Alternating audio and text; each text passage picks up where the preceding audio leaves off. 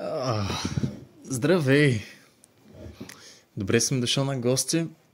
Чувствай се като у дома си. Днеска сме без сценарий, без тема, без някаква структура. Даже не съм си изгладил тениската, изобщо не съм подготвен.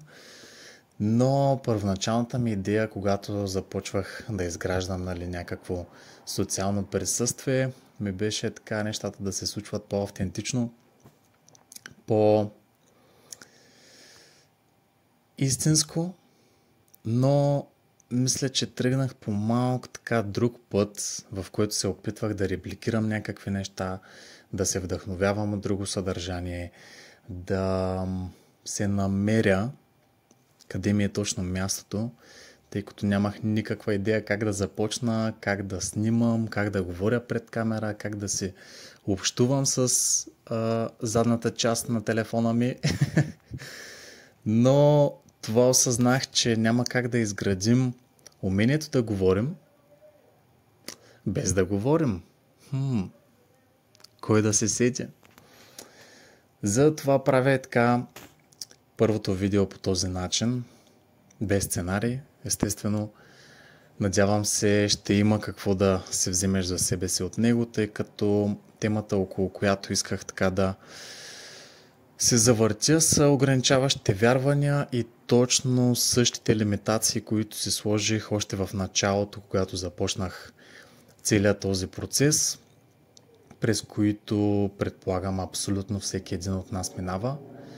И може би така ще имаш възможността да наблюдаваш как тези ограничаващи вярвания в последствие се трансформират и по-скоро стават в освобождаващи такива вече вярвания, които ни помагат да градим себе си, да израстваме, да се развиваме в нови личности. Затова се ограничаващи, защото не ни позволяват да го правим. Едно от ограничаващите вярвания, с които се сблъсках още в началото, беше точно уж липсата на знания. И тази част, която те кара да си мислиш, че не си развил достатъчно комуникационните си умения, не знаеш как да общуваш по този начин, не знаеш как комплексните идеи, които са ти в главата, да ги изкоментираш и да ги предадеш, за да могат да повлияят правилно и за да имат същото въздействие, което те спира и почваш да ровиш, да учиш, да си структурираш нещата, да гледаш как други хора ги изказват, какъв е най-правилният начин да бъдат предадени и така нататък, което според мен само те обърква, понеже съобщението и преживяването, през което ти си научил тези неща, можеш само ти единствено да ги репликираш, т.е. да ги изкомуникираш по някакъв начин, и това изисква яснота на мислите и на ума. Всичко друго, през което се впускаме като процес, да трупаме знания, да трупаме нови умения и така нататък, то си е изграждане на умения, но малко почваме да клоним от същинския път, почваме по-офроуд, да създаваме това умение и се научаваме да движим нещата по този начин, които или ни отдалечават от пътя, или ни помагат да стигнем до там, но по доста по-заобиколен начин. Като си мислим, че има някакъв пряк път и по-бързо ще се случат нещата. Но не е това идеята. Както още в началото споменах, няма как да изградим умението да говорим без да говорим. Ще си говорим, надявам се да ти е приятно, но нещата ще се подобряват и ще се развиваме вече в тази насока. Другото ограничаващо вярване беше, че какво ще си кажат родителите, какво ще си кажат приятелите, какво ще си кажат непознатите дори, които до сега никога не са се сблъсквали с теб, не те познават, но изведнъж така излизаш в социалното пространство и почваш да споделяш някакви неща, които, да, никой така може би не се е сблъсквал с тях, с теб, не те познават. Това е първият им сблъсък с личността ти по някакъв начин и това те шокира по някаква причина. Не знаем защо, но може би е някакъв страх от отхвърляне по-скоро. Но в интерес на истината, момента в който промених това си убеждение и реших да взема стъпката, се оказа, че абсолютно никой нищо не е споменал по въпроса и никой не го бърка. Даже точно обратното, по-скоро хора се свързаха с мен и е нямало друг начин, по който да се навържа с тях, освен през това, което искам да споделя от себе си. Което ме бутна също да продължа да ги правя нещата, а и съм супер благодарен за хората, с които пък почнах да работя и в момента така изграждаме някакъв тип отношения, в които мога да съм полезен и те да си вървят по пътя, което просто е прекрасно. Нямаше как да се случи по друг начин, ако не бях предприел тия стъпки или бях дръпнал назаде.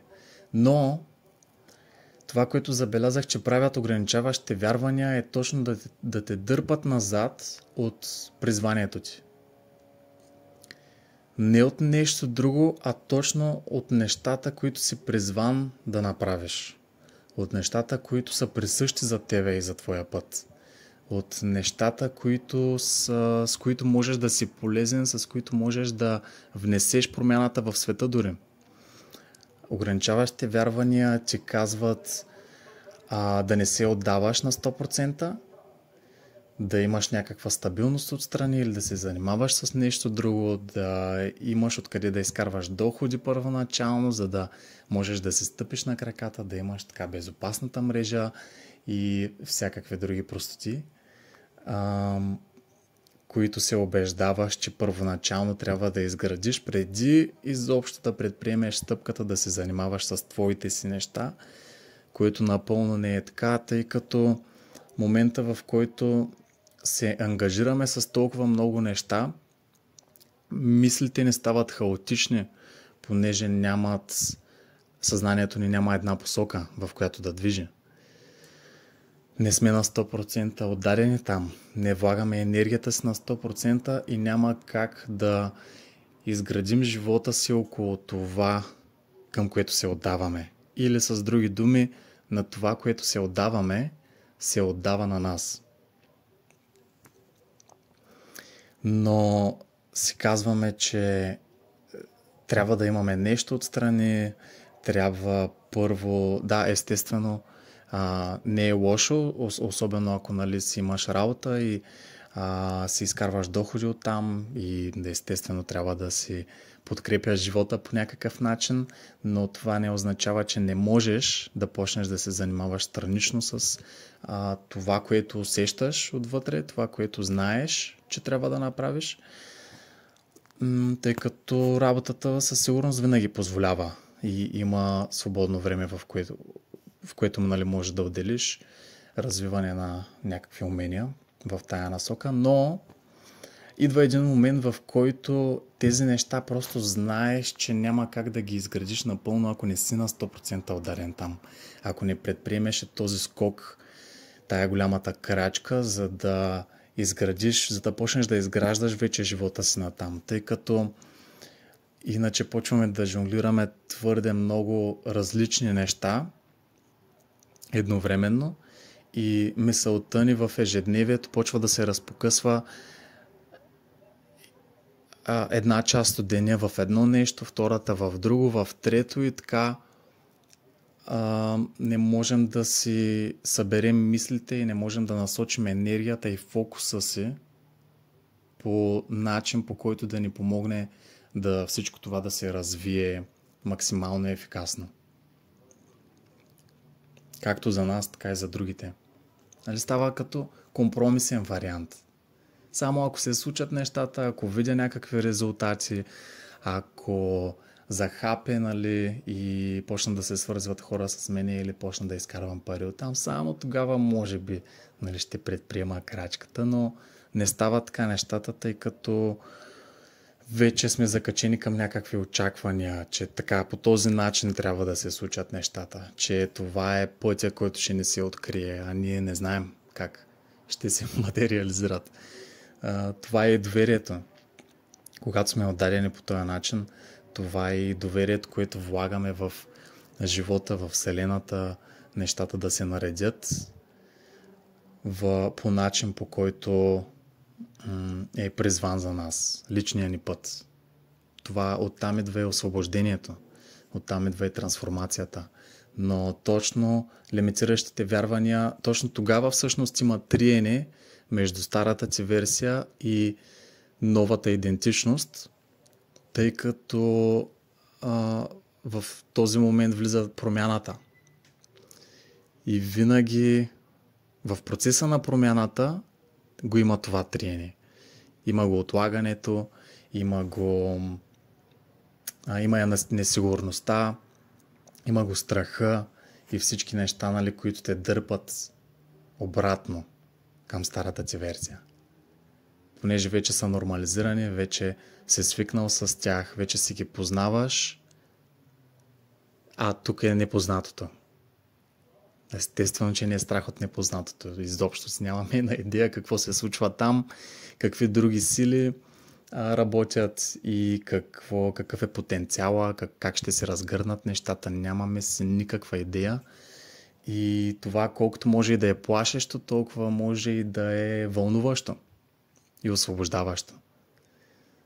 Тъй като би ли предпочел живота ти да протече от тук нататък по същия начин, по който си свикнал да тече, или ще се довериш на новите неща, които ще произлязат от действията и стъпките, които поемаш, новата идентичност и развитието и човека, в който се превръщаш.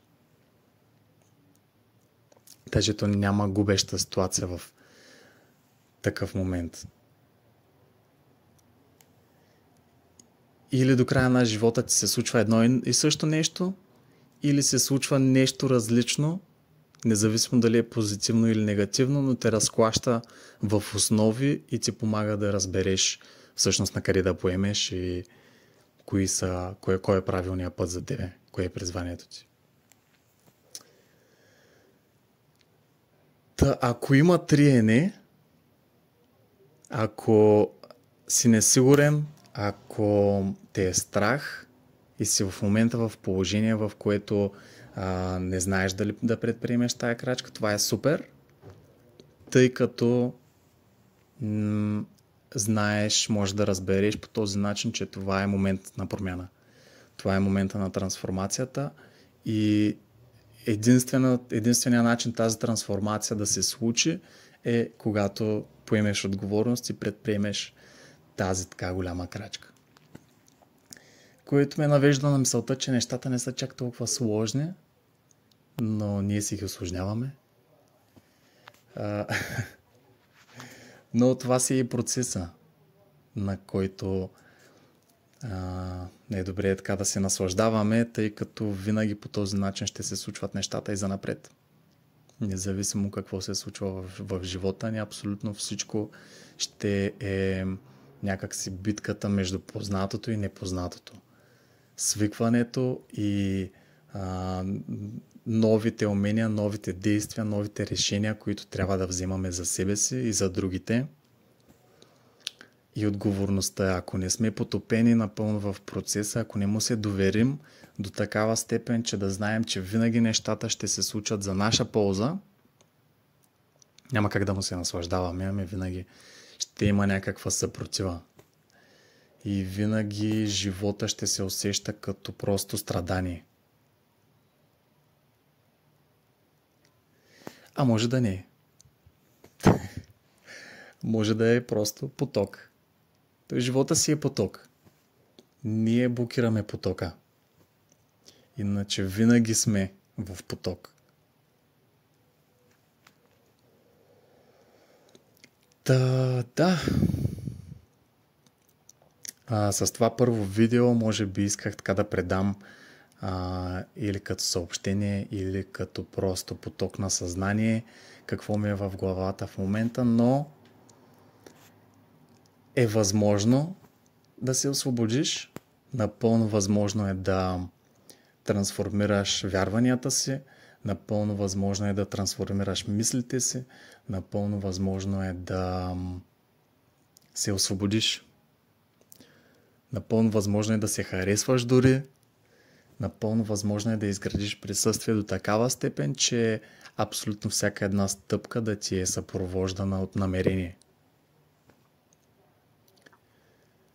Възможно е и има доказателства навсякъде, по всяко време.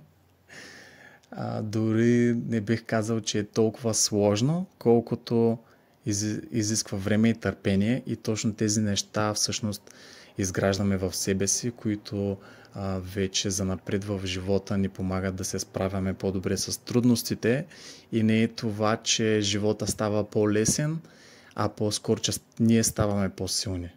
Ние ставаме по-устойчиви, нашата психика закарнява и вече е готова да се сблъска с хаотичността, която е външния свят. Но точно докато не изградим вътрешните си добродетели, няма как да се въоръжим с мъдрост, с дисциплина, с отговорност, с яснота и всичко, което би ни помогнало, нали, да се справим с ежедневието дори. Да. Мисля да приключим до тук.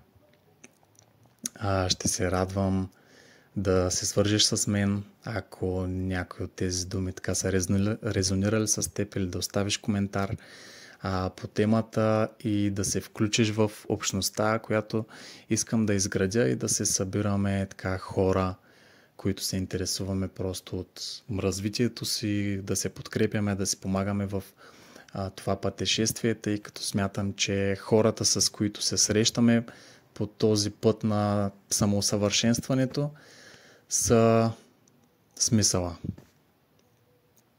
И да, благодаря за отделеното време и чао! Всичко добро!